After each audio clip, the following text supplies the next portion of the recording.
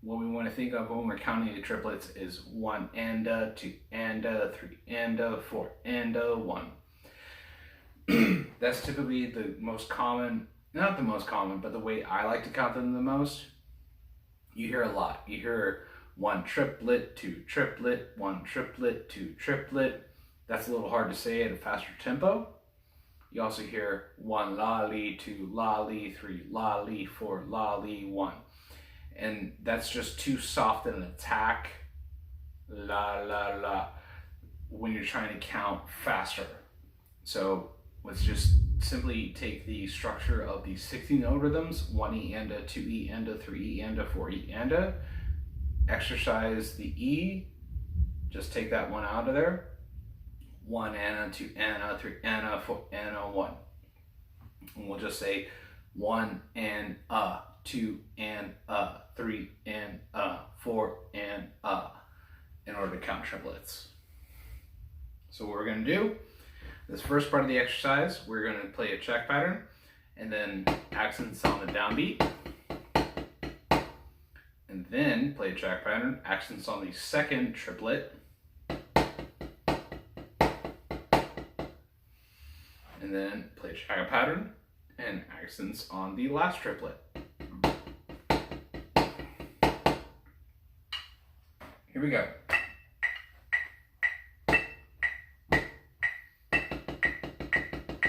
1, 2, 1, 2, ready, go.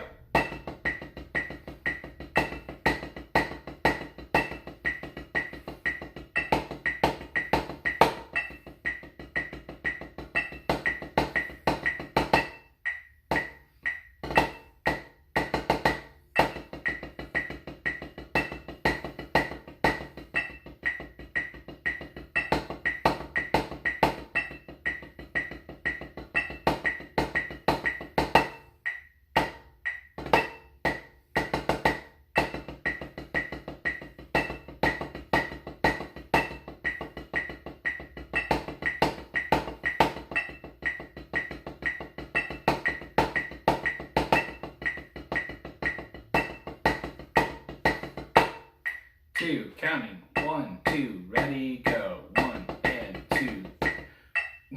Counted wrong. 1, 2, 1, 2, triplet go. 1, 2, 3, 4, 1 and a 2 and a 3 and a 4 and a 1, 2, 3, 4, 1 and a 2 and a 3 and a 4 and a 1, 2, 3, 4, 1 and a 2 and a 3 and a 4 and a 1, 2, 3, 4, 1, 2, 3, 4. Let's do that one more time. 1, 2, 3, 4, 1 and a 2 and a 3 and a 4 and a 1, 2, 3, 4, 1 and a 2 and a 3 and a 4 and a 1, 2, 3, 4, 1 and a 2 and a 3 and a 4 and a 1, 2, 3, 4, 1, 2, 3, 4, 1. So the feeling of the triplet is a lot different than feeling any kind of division of 2. Any even division, simply because once we add the triplet in there, we are dealing with an odd division of the beat. So there's no direct opposite of the downbeat. There's not simply just a call and answer there. There's 2 answers to the call. So let's now take that same structure, check pattern, accent pattern, check pattern, accent pattern, and what we're going to do is, instead of accenting some note every beat, we're going to accent one note every 2 beats.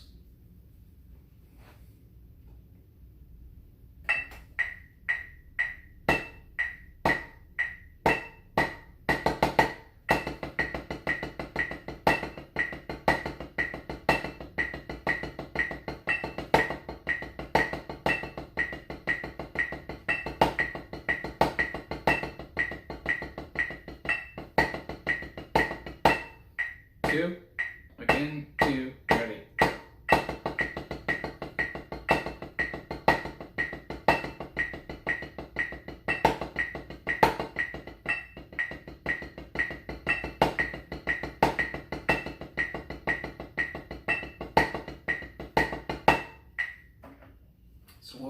there. So we're asked, the first pattern, accents beats 1 and 3. 1, 2, 3, 4, 1, 2, 3, 4, 1. Then the second pattern accents the second triplet of the beat every other beat. 1 and a, 1 and a, 2 and a, 3 and a, 4 and a 1. 1 and a, 2 and a, 3 and a, 4 and a 1. 1 and a, 2 and a, 3 and a, 4 and a 1. 1 and a, 2 and a, 3 and a, 4 and a 1. And then we accent the third beat of every other beat. 1 and a, 2 and a, 1 and a, 2 and a, 3 and a, 4 and a 1. 1 and a, 2 and a, 3 and a, 4 and a 1. Keep it at 120. Let's play that same pattern. Here we go. 1, 2, 1, 2, ready, go.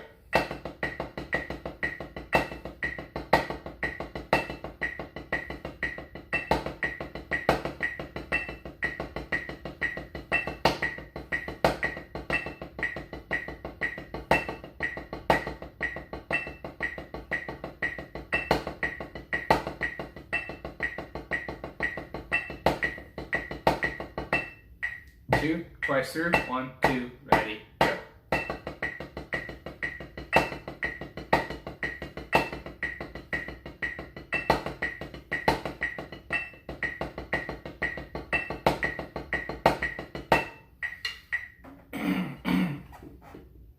So, I really want you to understand that when we're dealing with triplets, like, I'm not saying that sarcastically, I'm saying the actual thing of triplets. We are dealing with 3 subdivided sections of the beat. Evenly subdivided sections of the beat. We are taking the beat and evenly dividing it by 3 parts. So things like 1E and 2E and 3E and 4E and, or 1 and a 2 and a 3 and a 4 and a, even though they are 3 notes that happen within a beat, those are not triplets. Those are 2 16th notes paired with an 8th note and either reversed or played one way or the other. A triplet is a separate different rhythm from those other subdivisions. We need to be thinking of them as their own division of the beat. We have the start of the beat and then 2 upbeats that are evenly divided throughout that. 1 and a, 2 and a, 3 and a, 4 and a 1.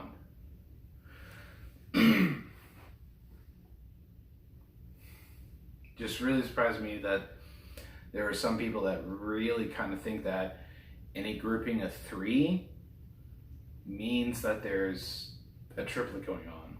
This is something that happened when I was student teaching from Rutgers University.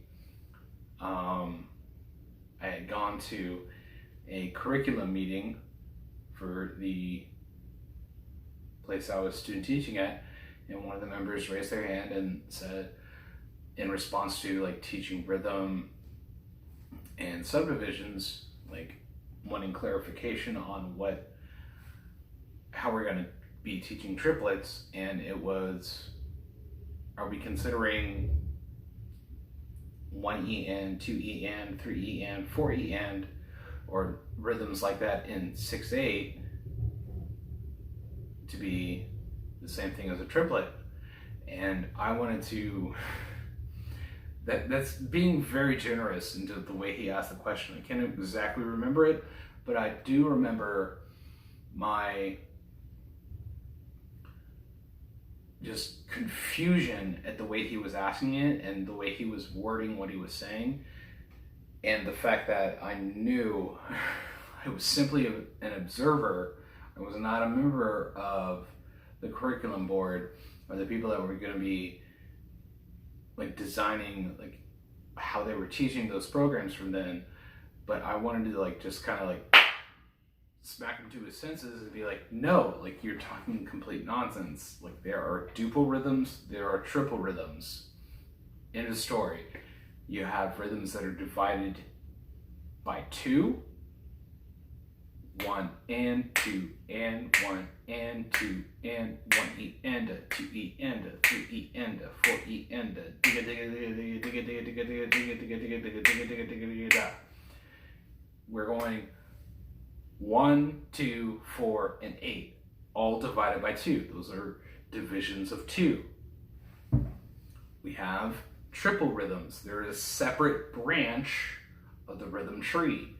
1, 2, 1, 2, 1 and 2 and 1 and 2 and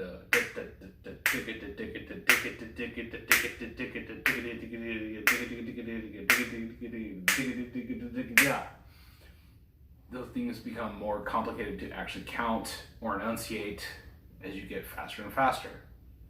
So please, please, please, please, please, please, you have a duple side or a triple side of your rhythm tree. They are divided by different numbers. They are separate from each other.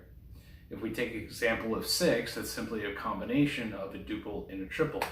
We still want to think of it as a triple that happens on the 8th note though. So for beats here, our 8th note is there.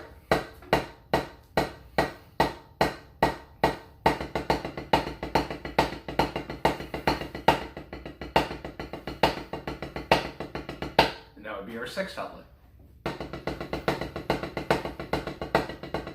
If our beat is here, our 8th note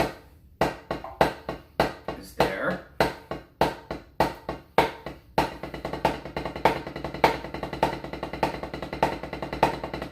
And that's our 6th doublet.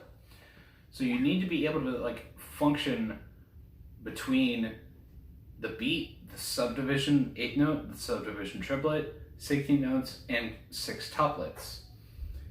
We're going to skip 5 at the moment because it's just a tiny bit weird to feel as a subdivision of the beat. But a really good example of how to feel this is an exercise I've heard referred to as triple duple, because we're playing half the exercise in triplets and half the exercise in duple meter. Begin with 2 notes of triplets, follow that with 8th notes, 2 measures of triplets, 2 beats of triplets, and then 2 beats of 16th notes. All put together, it sounds like this.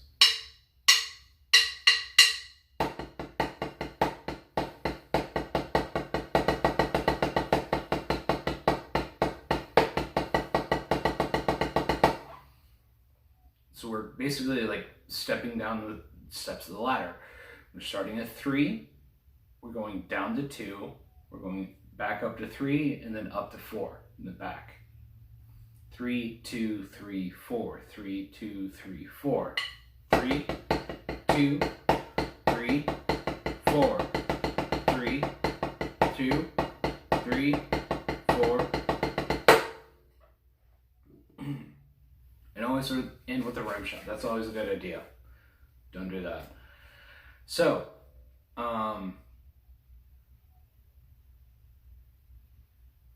yeah, that's the lesson. I'll see you all in the next video.